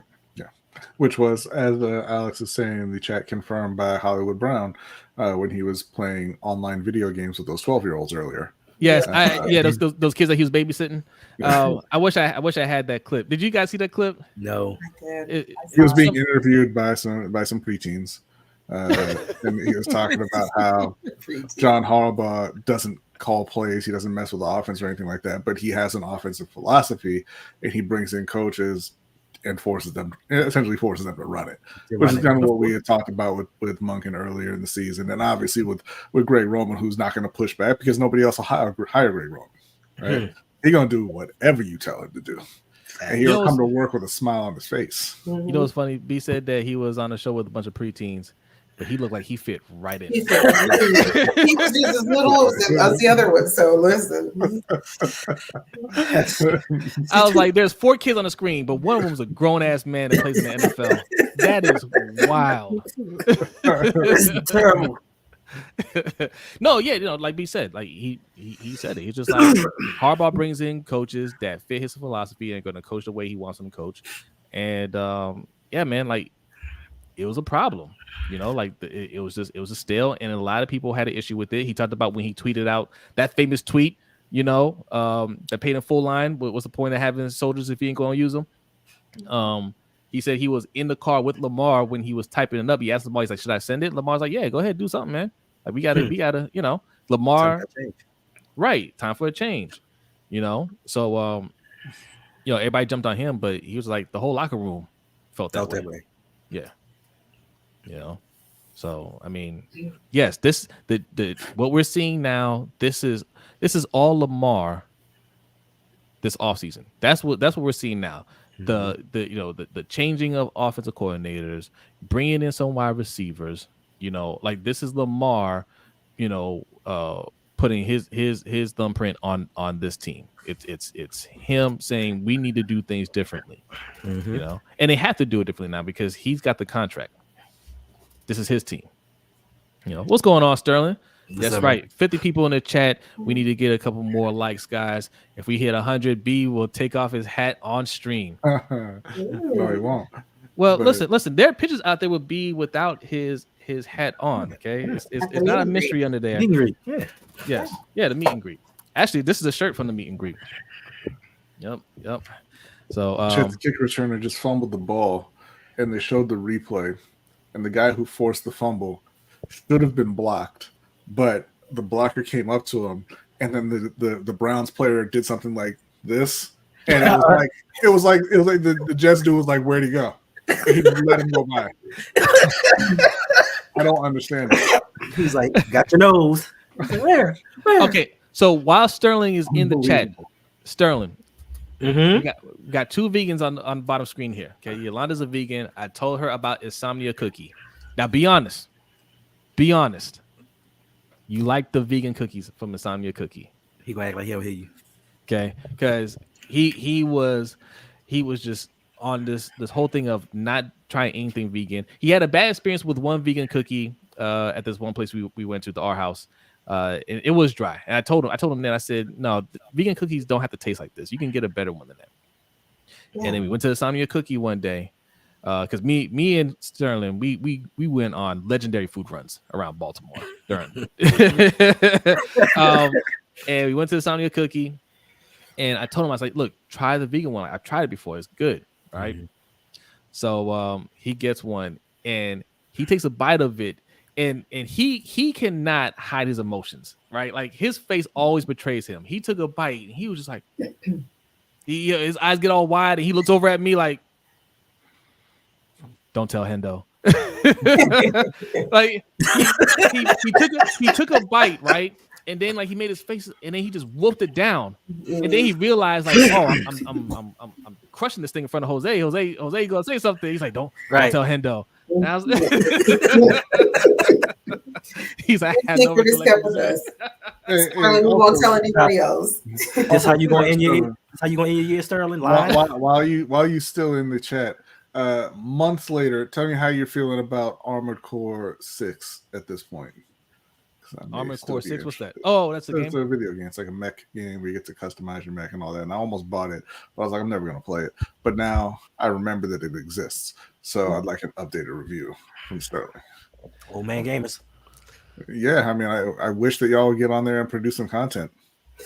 It's supposed to be all of us. You know, everybody forgets that part, right? We're waiting for someone else to actually jump on board because it doesn't seem like any of you are going to. It seems like y'all are just gonna then do something.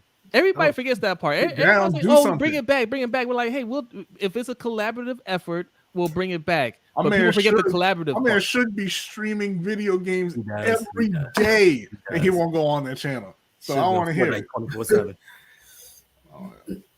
He said he hasn't played that, but he's heard good things. He's been playing Warhammer Dark Tide.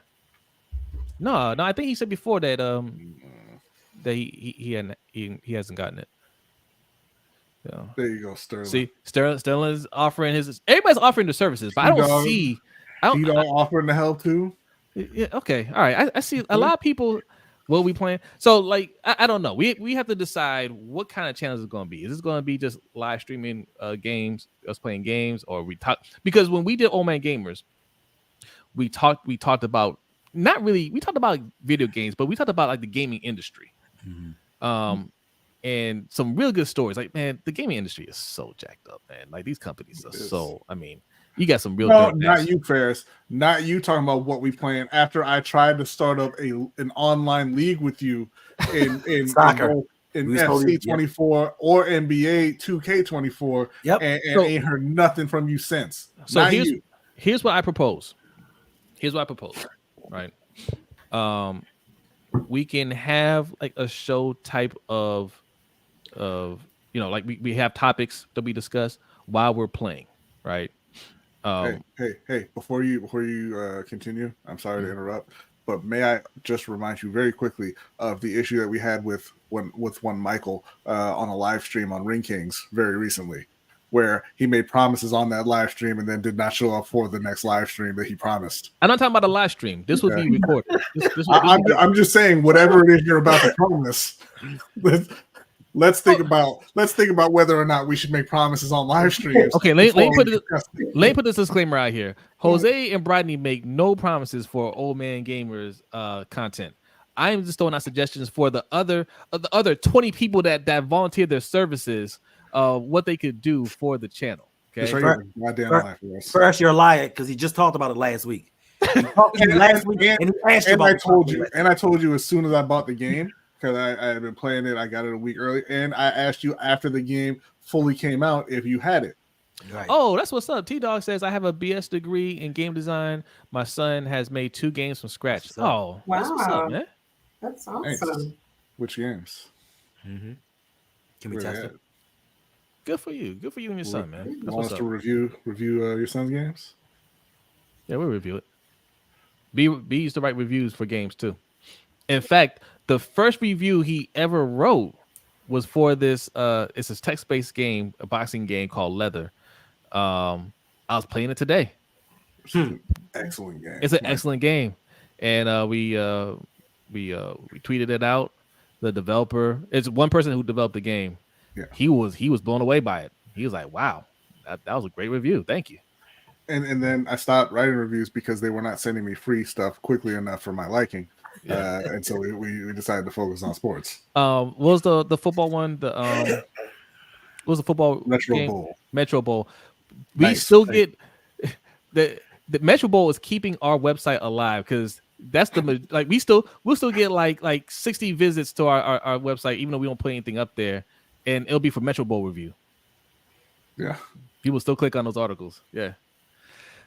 Speaking of our website, LBHTShow.com. I know I've been saying it for a while. Okay, we're going to get with Will. We'll say to hit him up. We'll hit him up. We have a newsletter coming out. If you go to LBHTShow.com, you see the pop-up, right? It should be like a green box. It says put in your email address. Put your email address in there. Sign up. Okay, it's not spam. We're gonna put it out like once or maybe even like bi-weekly. just a newsletter, just giving you some information about like shows coming up, where you can find Hendo, from the Road Pod, where Yolanda will be, She'll be Raven sometime. in the chat, or you might be on a Road Pod. Clint, Has to send the link. Clint needs to know when you're gonna pop up on screen. So I gotta let Clint know, like, hey, you can shoot your shot over here on this day. All right. Stuff like that. Obviously, we do the Ravens roundup, whatnot. All that stuff will be in the newsletter. Okay, so sign up for it. You also get 1,000 points. Okay, so if you're new here, you got to hit that subscribe button. That's first. Okay, but if you're new here, we do a point system. So what you're doing right now in the chat, even if you're not talking in the chat, if you're watching, you get points. All right, those points turn to prizes at the end of the month. The person with the most points gets a prize. Okay, we've been letting the person pick their prize within like a $70 to $100 range, depending on how well we did that month. Right, you can pretty much pick what you want. And the second prize is a $25 Amazon gift card. All you need is 1,000 points to qualify for the drawing. It's a drawing that we do. Okay, so participating in the chat, donating, get you a lot of points. Sign up to our patreon.com/LBHTShow is a great way to do that for as little as $5 a month. Okay, we have $5, $10, $20 tier, $60 tier for content creators as well, right? So all kinds of ways you can pick up points. Even if you don't want to spend money, you can do that. And T-Dot says he's going to share this YouTube. I appreciate that. Yes, share this with your friends and loved ones. No better gift for the holidays. Okay. All right. Man, we're going over an hour already. And listen, let me tell you. When you're having fun on Brodny's birthday. Thank you, Brodny, for joining us and being here today. You better watch episode 5. That's all I gotta say. I promised you 2, and I went above and beyond. I promised. And I only promised you 1 birthday stream, and that happened like 4 days ago. I think you'd be happy with episode 5. You will be. You'll be very happy. And listen, I'm gonna tell y'all that Amazon gift card comes in clutch because I forgot I had it and I used it today. And I'm like, oh, I gotta pay. I got a gift card, and it comes in clutch. So yeah, it does. And if you win the main prize and you want a $75 or $100 Amazon gift card, that's up to you. Like we let you pick. We don't restrict what you can get. I mean, within reason. But yeah, good prizes, and this is our way of saying thank you to you guys for supporting us every month. All right. So I don't have anything else. What is there anything else to talk about? I'm going to talk about Trevor Siemian not doing the right thing here. I told you that. What's the score? 20-7. It's 27 because it was 13-7, and even kicked off. The Jets returner fumbled the return. Browns picked it up, did not score. Jets defense held, and Trevor Siemian came out on the field and said, "That ain't right." Threw a 30-yard pick six. Thank you, Flock Nation. Appreciate you, Flock Nation Speaks. Thanks for coming through. What's up, BJ? Yeah. Look. Same as Christmas. I'm gonna watch this Miami game. No, I don't feel any pressure. Good night, Agent E. Good night, Agent E. Good night, I don't. Yeah. McCorkle Jones. I didn't feel any pressure in that game because look, it's an NFC game. Even if we took the loss, that doesn't really affect us. I mean, if we lose and then we go and turn around and beat Miami, number 1 seed, right? So that game to me was a bonus. But I just felt that we were always going to win that game because of prime time, billing. So, but it was fun to watch that with our older brother, who's a diehard 49ers fan. And my nephew David is the biggest trash talker on the planet. Let me tell you something about my son David. He likes winners. Okay. he has about 12 to 13 favorite NFL teams. And I love that about him because he doesn't do angry or upset or anything like that. So if his team doesn't win, he's like, all right, well, let me go check out my other team, see if they're winning. Yeah, Chiefs are winning. That's my team. Patriots winning. That's my team. Ravens winning. That's my team, right? Wow. Okay. But My man got Troy Aikman jersey, Tom Brady jersey, Shannon Sharp jersey for the Ravens. Ooh. Man, I don't know. I love it. He But likes man, winning. but he picked the Ravens to win, and he was talking trash to my brother all night. Wow. But yeah, no, but that was fun. But same thing this weekend, man.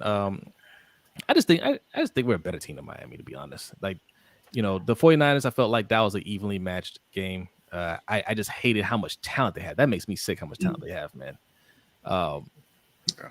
But Miami, yes, they got Tyreek Hill, but outside of that, I just think we're just a better team all around. And Lamar is just supremely better. Now, somebody put in the chat earlier, I think it was just Aloe, saying if we lose that game, that will take Lamar out of the MVP runnings. What do you guys think about that? If we lose that game, does that take Lamar out of the MVP spot, the number one spot? No, Depends how he plays. I agree. Should it? Is a different question. how he plays. Okay. Now, No, because it's the same thing. The same thing happened with Brock Purdy. Brock Purdy was the front runner, and it wasn't the fact that he lost to the Ravens; it's how poorly he played. So if Lamar plays a decent game and we lose, he's still the front runner because everybody's, even his haters and detractors are praising him right now. So if he plays decent and we just lose the game, he's still number I disagree. I disagree because I think the overarching theme is we don't want Lamar Jackson as the MVP, and we're going to look for any reason whatsoever we can find to justify, to substantiate our non-desire to have him as the MVP. I don't think it matters how well Lamar Jackson plays. I think it's a different standard. I think that is the rubric, and that was the measuring stick for Brock Purdy. I don't think that's the same measuring stick for Lamar Jackson. Should he be taken out of the running if we lose? No. Will he? Yes. Those are two separate questions. Yeah, I agree with you, Wanda. I don't think that the league or the national media want Lamar Jackson as the MVP. I think that's why it took so long for him to become the front runner. I mean, we're subscribed to The Athletic and woke up this morning to an article about the sleeper in the MVP race nobody's talking about. I'm talking about Matt Stafford. Right? What? I mean, it's so yeah. He hasn't even playing. There's any chance that they can give that award to someone not named Lamar Jackson, they're going to give it to someone not named Lamar Jackson. Now they are pushing Josh Allen hard. Thanks to Richard Sherman, which is unbelievable. That's nonsensical. So Josh Allen, Richard Sherman went on this rant, and Keyshawn Johnson was so disgusted he walked off the set. But he went on this rant about Josh Allen being the most important player for his team, and he was like, Josh Allen accounts for 83% of the Bills' touchdowns, right? But what he didn't tell you is Josh Allen accounts for about 65% of the turnovers. Yep. You better be accounting for 80% of touchdowns if you're accounting for 65% of the turnovers on the entire team. And I know you all saw Richard Sherman from last year talking about Jalen Hurts and how it's not all about stats. You can't just look at the stats. And now, when it's Brock Purdy versus Lamar Jackson, it's, look at his numbers. Look at his numbers.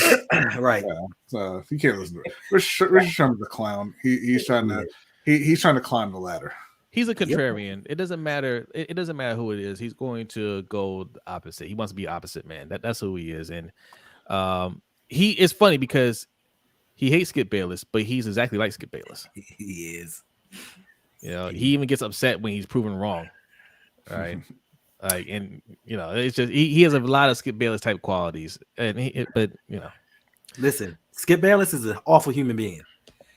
But he's always rode for Lamar though. He does. Yes. I don't think he's an awful human being. Listen, that man said if it comes to my job and my wife, she knows to get going. Yeah, he did say that. It's not a good person. Hey, listen, that's an upfront person. All right, maybe his wife ain't all that. You don't know. You insult your friends on air. I don't call you a good person. I install Handle on air all the time, man. He does. Listen, He does. listen. As long as the other person understands you're having fun with it, That's cool. true. But the other person is getting upset and they've talked to you about it, Right. and you dismiss it. Nah, can't get with that. Thank What's you, up, Chef. Chase? Appreciate you, man. Says Njoku 113 yards receiving after the first quarter. I can't stand Joe Flacco. Okay. Yeah,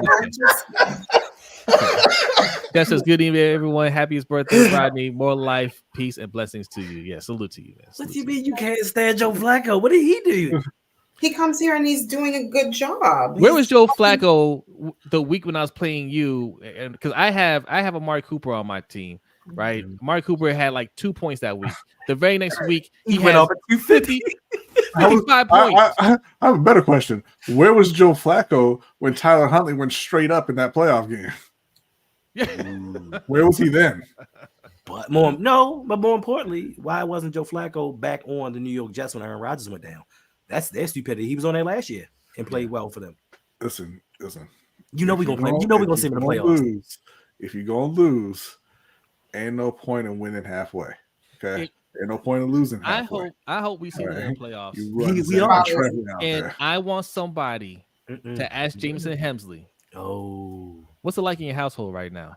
right. Because Jameson Hensley's wife's out there talking about how she loves Flacco more than anybody, and she hopes that he wins a Super Bowl.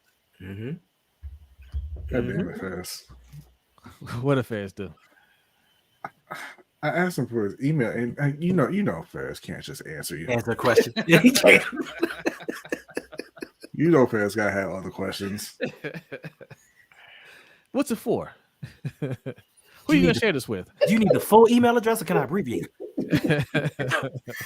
Wow. But no, I think one, I think they're gonna win. Two, yeah. If he wins, I think that solidifies it because Tua was an early favorite. He was an early candidate. Mm-hmm. Things kind of cooled off on him, but you go out there and you beat him and Tyreek Hill because another person people are putting out there. Hey, Tyreek Hill should win it, right? All right, but if he goes out there and beats that team with Tyreek Hill on it, all right, he just beat Brock Purdy, and the thing about beating Brock Purdy and making the Ravens making Brock Purdy look so bad is that they've ran through a bunch of teams. One of them being the Cowboys with Dak Prescott on it, who's another person who was mentioned in the MVP race, right? Mm-hmm. The only person that's been consistently good in big games is Lamar Jackson. That's the thing that's really going to stand out up above all that. Like, yeah, okay, they have the stats, but when Lamar is on the big stage, he wins. And sometimes those teams win, sometimes they don't. But Lamar's the one that's always winning and playing well in those games. Yeah, like I said, he's the only one of those quarterbacks who, it was a national referendum on whether or not he should get paid, and he's the only one who's lived up to his contract out of all those guys who got extensions over the last year and a half. I just want to point out that David Njoku just fumbled the ball, so the Jets are back in business. All right. What's the score? Okay, it's still 20-7. Like, you don't get ahead of yourself. They have the ball back now. And what quarter? It's the start of the second quarter. Oh, it's early. Yeah. It's early. Right. Look, it's B's birthday. I want to wrap up with some Panthers talk. Okay. Yeah. Real quick.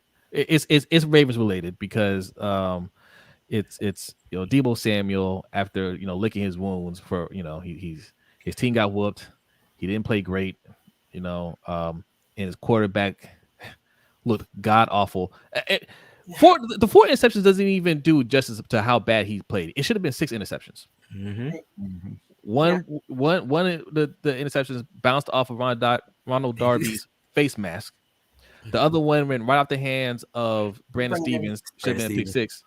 There was another drop interception later on, but I can't remember if it was Brock Purdy that was in the game or if it was Sam Darnold. Yeah. Man, they could have like 9 interceptions in that game. That's insane. Listen. You have that many interceptions, that many opportunities for interceptions. That's not a fluke, right? That is, we read your scheme inside and out. right? Like we know exactly what you're going to do before you do it. Like that was easy work. But anyway, Deebo Samuel, what was he on, a show or something? He's on And Kay Adams, the one with Kay Adams. oh yeah. Yeah. That's his favorite place to go. That's when he called out Michael Parsons the first time. And we played that clip, and that was funny because Michael Parsons was talking a lot of trash after losing, and Deebo said, "Hey, listen, you don't want to see us again. Okay, we whooped you first time. You don't want to see us again." This time, Michael Parsons was tweeting during the game, and he wasn't taking a shot at Deebo, but he was just saying, "Hey, look, man, they ain't playing well, and they're not giving the ball to Christian McCaffrey. Like, what's up with that, right?" Deebo, was throwing shots at him. It's like, hey, you need to shut up. We crushed you, this and that. And then he took a shot at Cam Newton, right? Because Cam was tweeting during the game saying, hey, this is what I'm telling y'all, the difference between a game changer and a game manager, right? Mm-hmm. And Cam even said, hey, look, that I'm not saying he sucks. Never said any of these guys suck. But you're seeing what a game changer looks like versus a game manager on display. All right. Deebo didn't like that, so he's throwing shade at Cam and saying, hey, Cam, stop texting me this and that, and I don't mess with you, this, whatever, right? Mm-hmm. Cam was like, I ain't never text you, bro. I ain't got your number. Yeah. But apparently somebody did text Deebo in disguise of Cam Newton. Is that correct, B? Yeah, they downloaded the Cam Newton keyboard with all them hieroglyphics. They signed their text Ace Boogie. Ace Boogie. And he should have known that it wasn't Cam because he sent the first message and okay, like maybe you kind of engage with that, think it was Cam, and Deebo responded like, who's this? And he was like, it's Cam. And he was like, I don't know who this is. He's like, it's Cam Newton. And then he waited because Deebo didn't say anything. He was like, F you, Deebo. Like, Cam's not gonna say that. Right. Right. But it turned out it was some high school kids in South Carolina who got a hold of his number. And he deleted his tweet. And Deebo fell for it. Yeah. And he's just hurt, man. Look, you take losses like that, people are gonna talk. That's just what it is. People are gonna talk. And what Cam said, it's funny. When Cam first said it, everybody was against it. Mm-hmm. Right? He needed to shut up and he doesn't know what he's talking about. But now they see clearly. They see clearly. Oh, you meant game changer. Oh, okay. I you said game manager. I think you said store manager. No, he's not a store manager. He plays in the NFL, Cam. He's a game manager. Mm-hmm. You just bitter. You're not in the NFL. No, he called it like he saw it. Because the minute they got down, the Niners knew, the fans knew, everybody at home knew they weren't getting back up. Yeah, they as soon as he threw that third interception, and the game wasn't even far out of reach. Everybody knew. They're like, this is over. yeah. Let's just call this a night. All right. Yeah, they knew because they had the most loaded offense in the league, arguably, with Deebo, Ayuk, George Kittle, Christian McCaffrey, and the MVP quarterback, and they saw that they could not put points on the board. And they knew that Deebo was good because he played well before Brock. Mm-hmm. Same with Brandon Ayuk. They knew Christian's good because he played well on a different team. So they all started looking at Brock a little different. It's criminal what happened to that team because Brandon Ayuk is very good. Deebo Samuels is very good. Yeah. George Kittle is very good. Christian McCaffrey is the best running back in the league. Thanks. The amount of time they have on that team is insane. Mm-hmm. And we shut it down. Flock Nation Speaks wants to know, B, who do you want to see as the new head coach for the Panthers? John Harbaugh. No, thank you. Y'all got that. I like Ben Johnson out of Detroit. I like Eric Bieniemy. I like Brian Johnson, who was the former quarterbacks coach of the Eagles. I like Brian Flores. Just somebody who knows how to coach. Because the reality is it doesn't matter who the coach is at this point. They have to fire the GM. and David Tepper has to swear to stay out of the new regime's way, because again they can hire Mike Tomlin, they could bring back Bill Walsh. Like, it won't matter if David Tepper continues to be David Tepper and Scott Fitterer is still the GM. So I mean, yeah, there's a long list of coaches I'd be happy with, but it's really about them firing the GM and kind of starting from scratch on that side of the organization. Yeah. Hey, shout out to our guy E. Says the culture is done in North Carolina. They can hire whoever they done, don't matter. Well, clearly they're done this year. Yeah, we're talking about next year. It does matter. Like, they're trying to build a culture. When you're rebuilding, that's what you do. You gotta make sure it starts with the front office. So you want to make sure they get somebody that's going to set that tone. And I think Eric Bieniemy is perfect for that. Mm-hmm. He's perfect for that. Now, speaking of Eric Bieniemy, because I'm sure you guys have been watching some Kansas City games recently. Mm-hmm. Now, granted, they could just as easily have 11, 12 wins if their wide receivers can hold on to the ball or not, Joke. line of offsides. But okay, they're still going to win the division most likely. But I want to talk about the reaction on the sideline with Pat Mahomes. They've been talking about Pat Mahomes just going off on the sideline, and they're like, well, he's holding the team accountable, right? Him and Kelsey, they're holding the team accountable. Yeah, it's cool, but when Eric Bieniemy was there holding the team accountable, that was a bad thing. When Eric Bieniemy was trying to hold the Washington Commanders accountable in the offseason, he was just coaching too hard. He was too harsh. Yes. Right? Well, I mean, I mean, nobody wants to say it, but I feel like Eric Bieniemy would have made a difference in those 3, 4, 5, at least 4 of those games. I'll say this, the number one thing is talent in Kansas City. Talent is number one everywhere. Coaching matters less than talent does. Yes. But my God, if you're gonna have a wild boy like Kadarius Toney running around dropping passes, maybe you need a coach who can keep him in line. Let me just ask y'all this: do you think he lines up offsides if Eric Bieniemy's on that team? No. I think he would have coached him out of those bad habits, or he would have been out of the game. So listen, in the game Sunday against the Raiders, MVS, he did the same thing.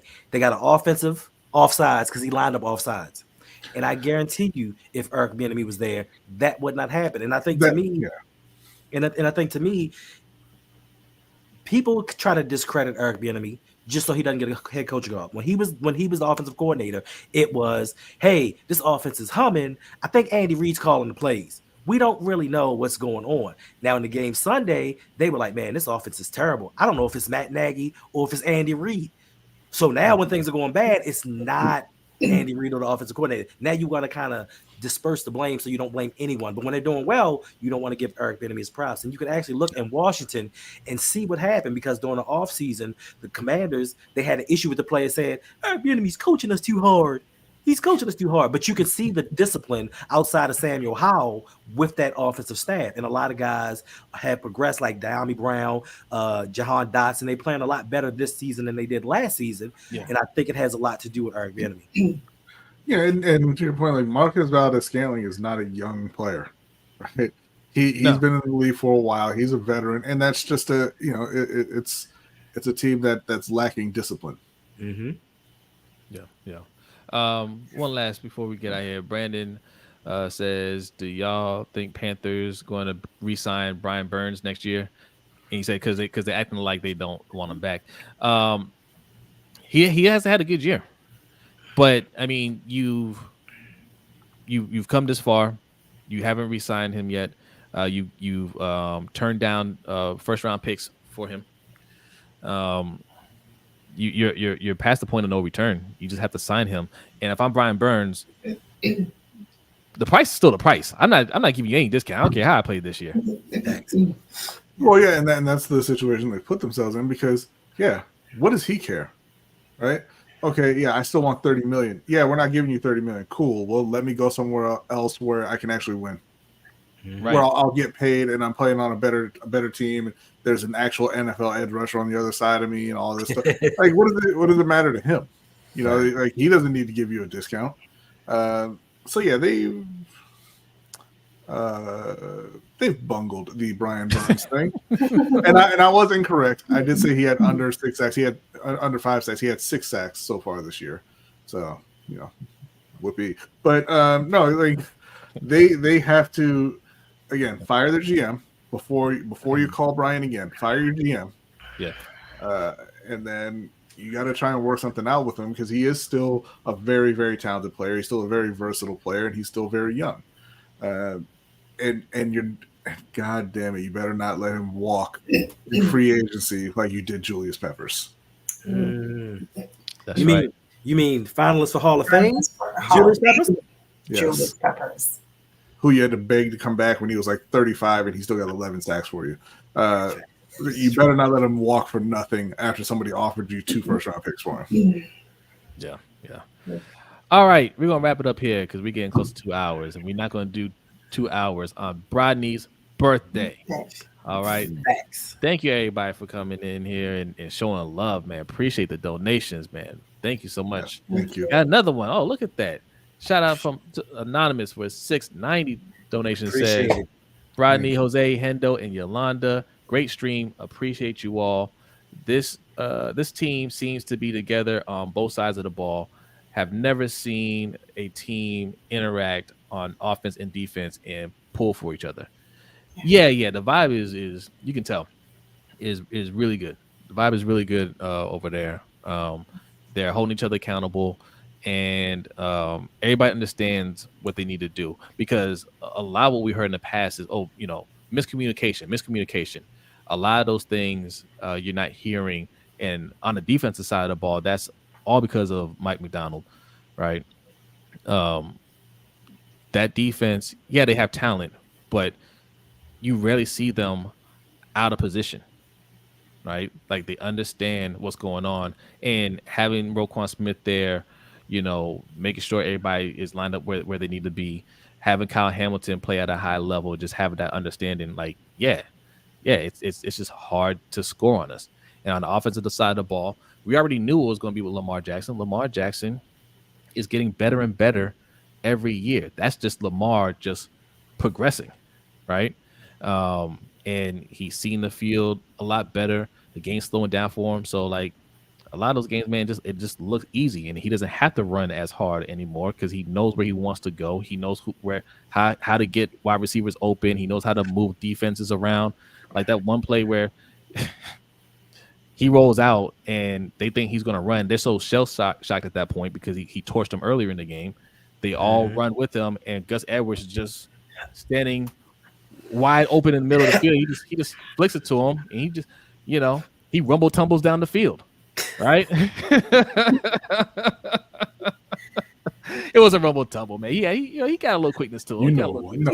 He matriculated his way down the field. Yeah, he Eddie Lacy'd his way down the field. Just stop. Yeah. Those are the type of things he can do. He's going to continue to do. So, like, it's all coming together now, and we have what we need to. And thanks. He says, "Happy birthday to you." Thank you. But I hope it ends with a Super Bowl win. But we can't get complacent. We still have needs. We need to add to the O-line. We need to get Justin Jefferson. I'm going on a whole Justin Jefferson campaign this offseason. You guys have no idea, right? When you have when somebody like that becomes available, okay, it's not time. It's not a time to get cheap. It's not time to be stingy. You do what you have to do to get that player on your team. We passed up on Tyreek Hill foolishly. Okay. But Jose, he's going to want $30 million. Yeah, and Justin Jefferson's going to want 40, and you better pay him. You better pay him. Okay. So we're going to talk about that. But all right, Hendo, let the people know where they can find you. And I need your new logo. I need to let the people know. But you can, this is still dope. So I put that up there. Appreciate it. You can find me on the Rogue Pod, where I do a live show every Sunday at 8 p.m.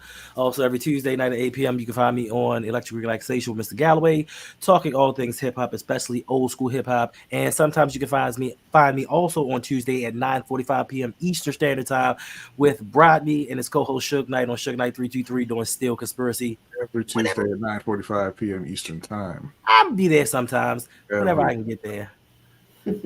All right. And Yolanda, they can find you wherever they find me in the chat. In the You can chat. also find me, that's right. And you can also find me on Twitter, always cheering on my Gators, my Ravens, FAMU Rattlers, and my Orlando Magic. And on Netflix, watching Blue Eye Samurai. I have one measly episode to watch, and I sincerely hope that episode 5 answers my questions. Because if it's going to answer some questions. If it doesn't, it's going to answer a lot. If it doesn't, we do not add episode number 6 because I think there are only 8. Yeah, you should watch all of them. You'll be satisfied with 5, I think. Appreciate you, Dandy. Yeah, thank you. You like this, It's just difficult. Oh, and then also I'm on. I sometimes hang out with the Rogue Pod on Sundays whenever I get a link. Sounds like somebody is inconsistent sending the links. Or somebody's inconsistent with reading their messages. Also, you can probably find Yolanda very soon at their new channel with Brandon Bazel. I'm not even sure what kind of content they're going to be putting out. I'm looking forward to it. I'm very excited. Fashion, food, movies. There you go. I heard it was about everything. Fashion, food, and flock, right? Right. No. All right. Listen, Yolanda being Bazel. That's what I heard it was called. Yeah. And you can find every hot dog restaurant out there. He's had to do it. You can find 3 of us on the screen, along with Chris Just Joking, along with Coach Evans and our brother OTR Mike, every Monday on the Ravens Roundup, which is on Coach's channel, Sip2 Tally Films. So go over there and hit the subscribe button. Monday's New Year's. I'm not sure if we're doing Monday, but I feel like sometime next week you'll get something from us. Nope. Not Monday? Nope. We have to talk about the game. Well, we have to talk about the game on Sunday. Oh man. I will talk with Coach. I will talk with Coach. There might be something. I can't say for Monday, but there will be. Coach is giving you all kinds of content. Just go over to Sip2 Tally Films. He gives you something every day. Yeah. And we'll probably show up in some shape, form, or fashion. You'll get some Ravens Roundup like content from us. Okay. And last but not least, don't forget our brother OTR Mike, Coach OTR Mike. Okay. The whole OTR crew, minus Alex, is doing the coaching thing. Okay. OTR Mike, OTR Brandon, OTR Quan. They are coaching a JV's basketball team, Wild Lake JV basketball team. In fact, do they have a game today? I think they had a game today. Oh, yesterday. I can't remember. But those boys are working. All right. So shout out to you. And he's got more content coming. I know he came back and said, I'm going to put in some more work. And then he's off again. But he doesn't have time to record right now. We discussed that. He just needs to just get through the season. And then once the season is done, we're going to give you a whole bunch of content. Don't worry. It's coming. All right. All right, B, are you ready? I am ready. He is ready. Thank you so much. Happy birthday, B. Birthday, B. Thank you, everybody, for the birthday love. And we will be back next week. Okay, the LBHT show is back next Wednesday, 7:15 p.m. Eastern time. All right, so we'll see you guys then. Enjoy the rest of your season. Happy New Year. We'll see you next year. Peace.